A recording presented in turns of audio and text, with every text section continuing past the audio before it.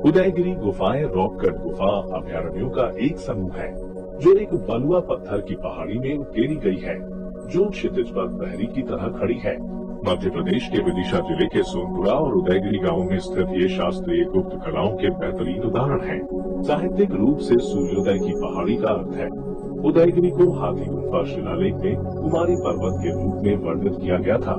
इनमें से एक शिलालेख में कहा गया है कि इसे चांद्रगुप्त द्वितीय 382-401 के शासनकाल के दौरान तराशा गया था। इस प्रकार यह अनुमान लगाया गया है कि ये 4वीं के दौरान खुदे हुए थे। गुफाएं शास्त्रीय गुप्त कला की सभी विशिष्ट विशेषताओं का प्रतिनिधित्व करती हैं। इसकी अभिव्यक्ति की सादगी, खूबसूरती से ढाली गई राजधानियां, अंतस्तंभ का उपचार, प्रवेश द्वार का डिजाइन और संरचना के चारों ओर एक स्ट्रिंग कोर्स के रूप में प्रस्तरपात को जारी रखने की प्रणाली, धार्मिक गुण आदि। लगभग 20 रॉक कट गुफाएं हैं जो बलुआ पत्थर की एक रूपरेखा में खुदी हुई है और अधिकांश सिर्फता के हैं, हालांकि कुछ स्तंभित मंदिर हैं। इन गुफाओं को उनके उत्खनन के क्रम के अनुसार क्रमांकित किया गया है। चौथी, छठी और 19वीं गुफाओं में यह देखा जा सकता है कि मंदिर बड़े और अधिक अलंकृत हो गए हैं और कक्ष अधिक विशाल दिखाई देने लगे हैं।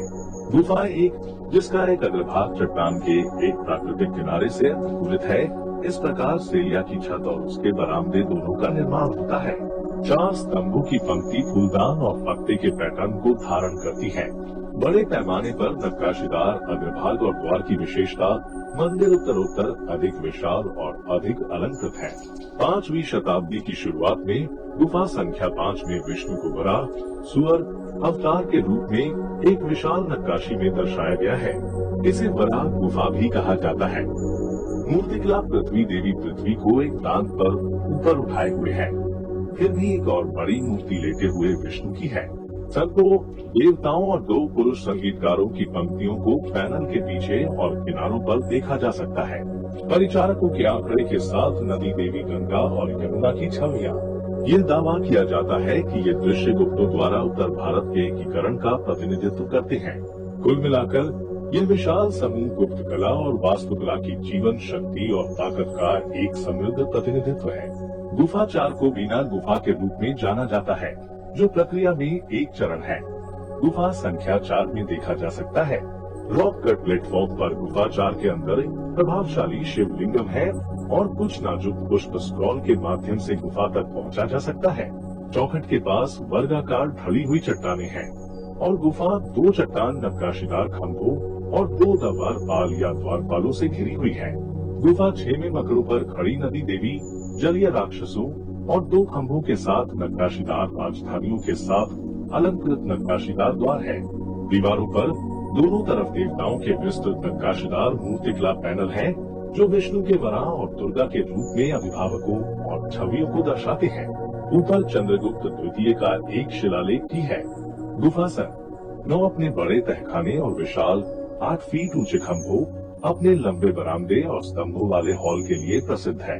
कुल मिलाकर इस बात के प्रमाण है कि बेसनगर के उस्ताद शिल्पकारों ने 4 शताब्दियों के बाद गुप्तों के अधीन कौशल और कलात्मकता के साथ अपनी कला का अभ्यास किया।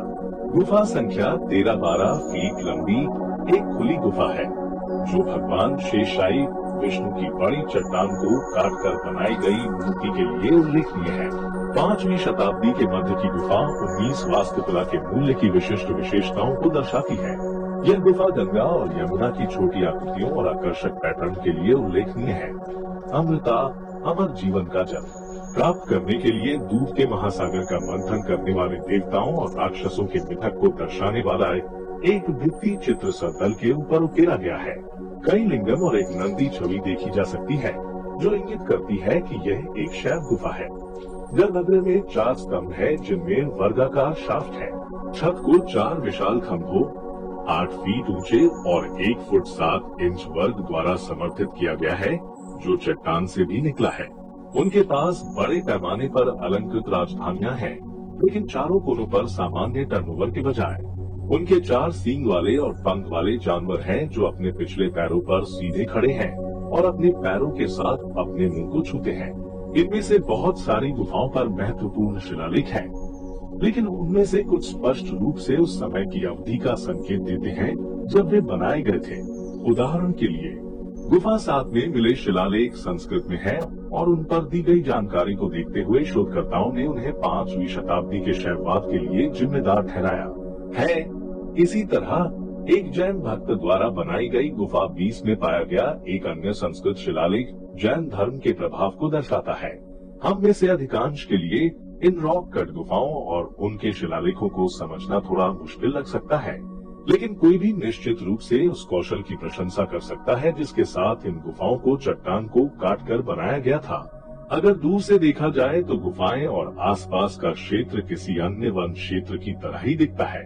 किसने सोचा होगा कि इन भव्य परिदृश्यों में अमूल्य इतिहास समाहित है। अगर आपको वीडियो पसंद आए तो लाइक, कमेंट और चैनल को सब्सक्राइब करना न भूले। जल्द ही मिलते हैं एक दिलचस्प एपिसोड के साथ।